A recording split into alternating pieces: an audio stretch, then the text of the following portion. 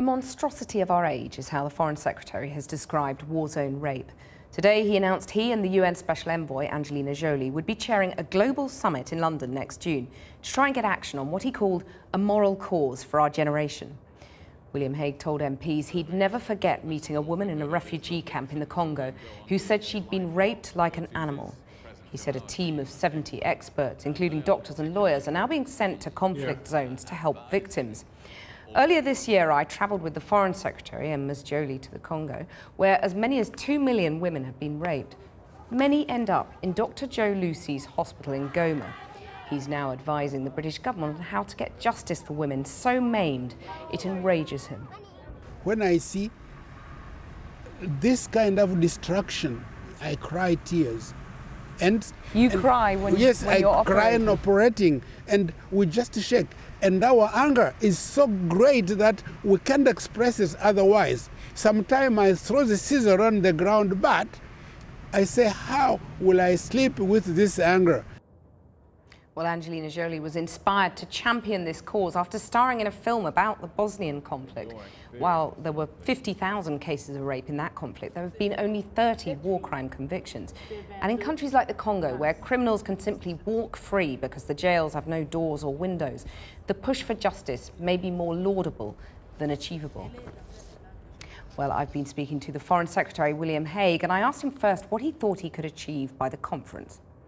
In terms of practical action, it means real change on the ground in countries around the world where this happens, making sure prosecutions take place so that in future military commanders who give the order, because somebody gives the order in these situations to use rape as a weapon of war, know that they have a much higher chance of ending up in court, of national or international justice, bringing them to account. And I want people to know this is something that is a rule of war. Doesn't all of this require a much more robust response? I mean, if you look at what's going on in the Central African Republic now, where rape is being carried out, we're told, on an unprecedented scale, and the UN has said that the situation is on the verge of genocide. Should you not be doing as France has done and considering military intervention there?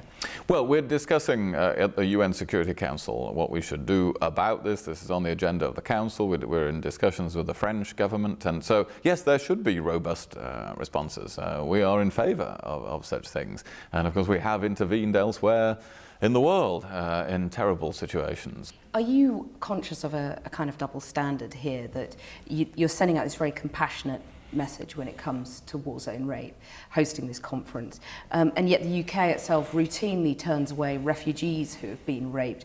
I mean, the government talks tough on immigration. When it comes to asylum, are you saying the doors are open for women who've been raped in a war zone? Well, asylum is a different issue. This country is a home for people genuinely needing asylum and fleeing persecution. But most women who have been raped are refused asylum. Well, every case has to be treated on its own merits, of course, and one of the things I referred to in my statement today is the improvements that the Home Secretary is bringing to the procedures for how we interview, how we assess. There is no double standard here. This country does provide a home for people genuinely fleeing persecution who would be in danger if they went back to the country that they had come from. But that's different from immigration control in general, which has to be tough, of course.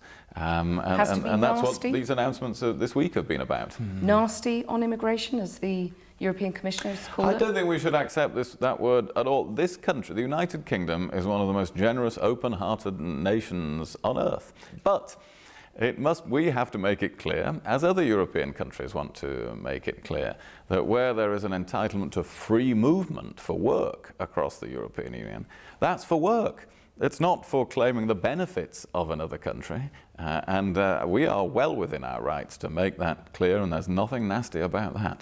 Well, if you're to meet your promise to reduce net migration to the tens of thousands, you may have to get nastier still on immigration, mightn't you? Well, we've announced what we intend to do in the Prime Minister's announcement yesterday. We have to do steadily more as we look at those ideas the Prime Minister raised, as we discuss them with other countries. Well, yes, his article indicated we're open to that. And you're, of course, in agreement with that?